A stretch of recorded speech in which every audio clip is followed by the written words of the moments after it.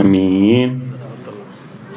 إنا توسلنا إلى الرحمن بالإمام العظم شيخنا تنيا نجني النبي محمد صلى عليه اللهم محبوب تنجاني أغفر لنا اللهم وامه ذنوبنا بدلا بحرمة شيخنا تنيا أنت الكريم البر فاف تفضلا أن بحرمة أحمد تنجاني نحن لعام فلا تواخذنا بسيء فعيننا بإمامنا تنجا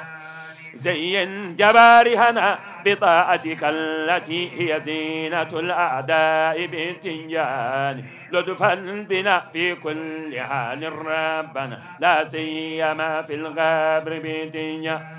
نورا وإرفانا بفضلك آدنا وردا وعفوا منك بتنجان أرزق لنا التقوى وجدنا طاعة مقبولة بإمامنا تنجان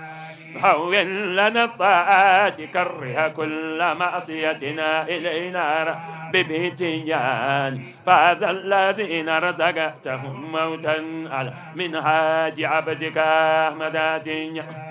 يا ذا الجلال فأحينا وتوفنا فضلا عليه بشيخنا تنجان لكن لنا التهليل عند مماتنا وسؤالنا في القبر بتنجان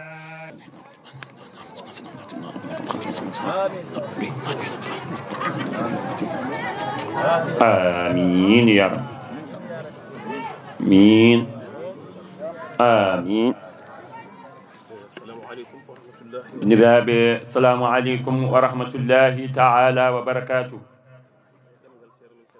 Ceerno Mahmoudou Thiam o wi demgal ceerno men ceerno Yahya o ceerno Alpha Aliyu Thiam o en calmini dendagal dental julɓe ngal eɗen mbiyaɓe assalamu aleykum wa rahmatullahi taala wa barakatuh. ina wayno alhamdulillahi rabbil alamin Allah addi golle ɗe ha yettima ɗo ina wayno hankanti timmi heddi tan ko kala foɗɓe yettinde konguɗi jettina konguɗi walla jettina nele walla nele so ɗum timmi ceerno du'ano en e on sa'a poftoyoɗen to bange wuro ngo foɓɓe yettinde konguɗi en batti ɗum to ceerno Ali kanko andi foɓɓe yettinde konguɗi foɓɓe yettinde konguɗi mumen fof jettina gilay almameɓe ɓe ha e joom wuro ha e musidɓe fuɗɗinoɓe ɗo haalde on saaha so tawi ɗum timmi on saaha nga du'e ko adi ɗum noon ina jeeyano e aada ceernajo o so dental makko jooɗima hono ni ko wasiyade julɓe ɓe ko woni himme makko tan e julɓe ko yo julɓe jokkodir enɗam ɗum tan woni himme makko jamma ñalawma kala ganduɗo ceerno men ceerno Aliyu Thiam walla kala keɗotoɗo ceerno men ceerno Aliyu jewte makko pop ko yo julɓe jokkodir enɗam ɗum ɗon noon enenne mbatten hen haqqille no moƴƴi ko nden kadi ceerno weltoto ina wayno enɗam kañum woni fondoma kañum woni ngorondi diine o so tawi enɗam moƴƴi tan l'islam moƴƴi so tawi enɗam moƴƴani paamen ala ko daña haydara ceerno ne heewi haalde neɗɗo yo tinno o teddina ha joni bandi ko kala no neɗɗo sifori kala no bani adama no wayi woto ƴewrumo no way ni an teddimo tan e konngol Allah subhanahu wa ta'ala wonɗo wino wala gada karramna bani adama ƴeewa ɗum ƴeewa ko tagore Allah ko Allah tagimo Allah kadi adima yiide no wayni kono Allah nana hokkamo kala ko yiɗi Allah ina wurnimo kala ko Allah rokkuma ina hokkamo hono ɗum walla ko ɓuri ɗum kono an ngara gona e aybinde walla gona e ƴewde kene aybina joomum aɗa haala wona noon foti wonde neɗɗo yo suur bandum kala no sifori tinno suurmo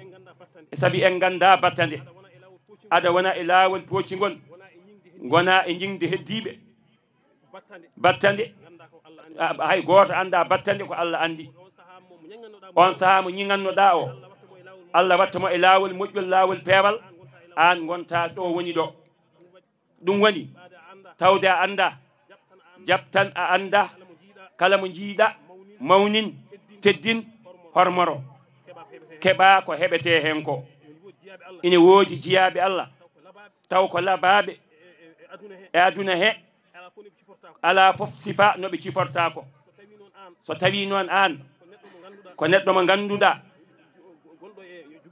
jogiiɗo tan comci jooɗi walla otoji jooɗi walla ko nandi e ɗen gueɗe ko ɓen tan teddinta sa renaki e hawrat e jiilateɗo o taw a heɓanimo so tawi en kettima haala ceernajo o en kutorima ɗum inchallahu taala nimsa wonata hen enen foof en keɓat moƴƴere tinno ɗen jarrodiren jaafodiren jurmodiren jaafodiren jurmodiren ballodiren ɗum tan woni haala ceerno jamma e ñalawma kala ɗo jooɗi ɗum ɗo woni ko wasito enenne eɗen mbasiyo ɗum koye men eɗen mbasiyo ɗum dendagal julɓe ɓe en junnota koye ɗum noon ko heddi ko gartiren ɗum e juuɗe ceerno Aly on saaha kala no waɗiri foof